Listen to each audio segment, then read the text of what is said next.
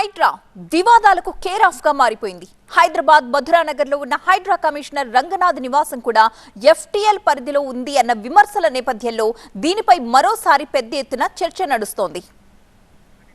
Commissioner Ranganath కూడా హైడ్రా బాధితుడే అంటున్నారు కాంగ్రెస్ మాజీ నేత బక్కా జడ్సన్. ఆయన ఇల్లు యూసఫ్ కూడా పెద్ద చెరువు పరిధిలో ఉంది అంటున్నారు ఆయన. ఇది నిరూపించడానికి తాను సిద్ధమంటున్న Judson survey of India map ని చూపిస్తున్నారు. గతంలో ఉన్న చెరువుని పునరుద్ధరించాలంటూ డిమాండ్ చేస్తున్నారు. తన ఇంటి విషయంలో రంగనాథ్ అబద్ధాలు చెబుతున్నారంటున్న బక్కా జడ్సన్ ఎలాంటి చర్చకైనా TV9 వేదికగా సిద్ధమని ప్రకటించారు. ప్రస్తుతం కృష్ణకాంత్ పార్క్ ఉన్న స్థలంలో ఒకప్పుడు యూసఫ్ కూడా పెద్ద చెరువుగా చెప్పుకునే చెరువు ఉండేది.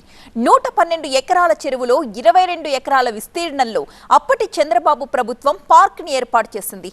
అయితే మిగిలిన 90 ఎకరాల విస్తీర్ణం ఎక్కడికి పోయిందని జడ్సన్ ప్రశ్నిస్తున్నారు. అదంతా ఆక్రమణకు గురైందని చెబుతున్నారు.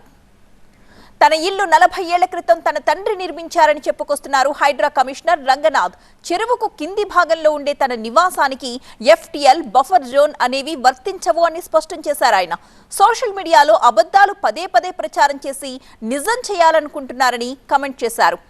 ఈ పరిణామాలన్నింటి క్రమంలో హైడ్రా కమిషనర్ రంగనాథ్కు ఓ న్యాయం మాకొక న్యాయమా అంటూ బాధితులు ప్రశ్నిస్తున్నారు.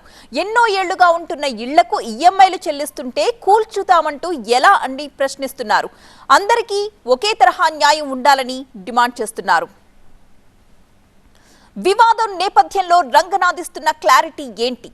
జడ్సన్ వేస్తున్న కౌంటర్ ఏంటి? బాధితుల గోడు ఎలా ఉందో ఒకసారి విద్దాం. మా ఇల్లు అనేది దిగువ ప్రాంతంలో దాదాపు 300 మా నాన్నగారు కట్టింది కూడా ఎప్పుడో 1980లో కట్టారు. ఆ ఇంట్లోనే మా ఫాదర్ తోటి మేమంతా ఉంటున్నాం. ఇప్పటికి 44 ఏళ్ళ నుంచి ఉంటున్నాం. సో అది అక్కడ అసలు బఫరు ఎఫ్టీఎల్ అనేది ఉత్పన్నమే కాదనమాట.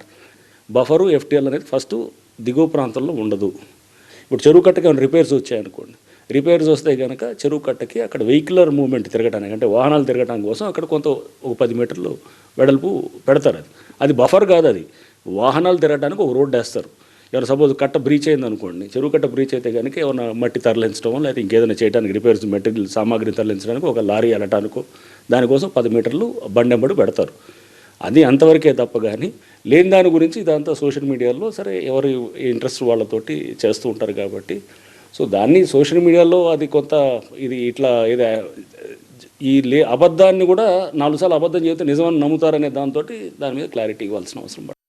ఇవాళ ఈ హైడ్రా వల్ల 50,000 మంది 50,000 బిలో పావర్టీ లైన్ వెళ్ళిపోయినరు. వాళ్ళు ఎవరెవరు? ఉద్యోగులు, సాఫ్ట్వేర్ ఇంజనీర్లు, కొద్ది గొప్ప సంపాదించుకున్న వాళ్ళు. అంటే ఈరోజు డబల్ బెడ్రూమ్ స్థాయికి వాళ్ళని నువ్వు దిగజార్చినావు. ఈరోజు నువ్వు చెప్పుకున్నావు కదా, నా ఇల్లు ఎఫ్టీఎల్లో లేదు, నా ఇల్లు బఫర్ జోన్లో లేదు, నా ఇల్లుకు రిజిస్ట్రేషన్ ఉంది, నా ఇల్లుకు మున్సిపాలిటీ ఉంది. ఈరోజు వాళ్ళు కూడా అదే చెప్తుండ్రు అన్న. నీకు నొప్పి ఉన్నది, నువ్వు 4-5 ఛానళ్ళు నువ్వు ఎంగేజ్ చేసుకున్నావు, ఈయన బఫర్ జోన్లో లేదంటే అని. వాళ్ళ చెరువు ఉందనే లేదు, వాళ్ళేం ఛానల్ అన్న.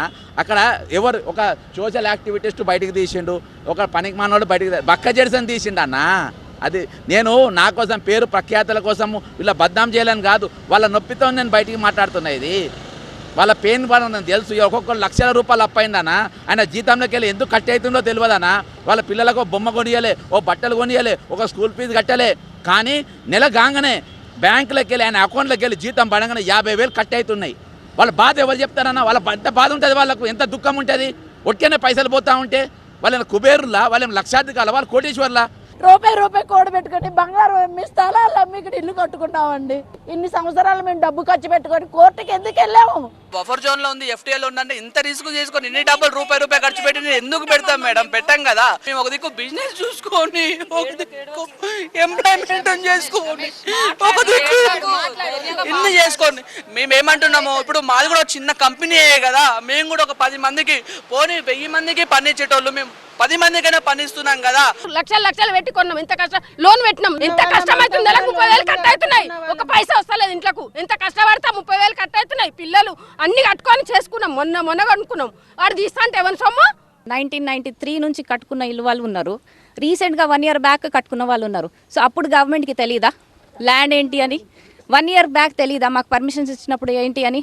మధ్యలో మేము ఏమైనా జాబ్ సార్, మేము లోన్ పైనే తీసుకున్నాము. సో ఆల్ అథెంటికేషన్స్ ఉన్నాయి. మేము ఫస్ట్ వచ్చింది ఈఎంఐ డెబిట్ అయింది. ఎందుకు డెబిట్ అవుతుంది? ఆ టెన్షన్ లేని నా ల్యాండ్ పోతుంది, అయినా నేను డెబిట్ భరించాలా?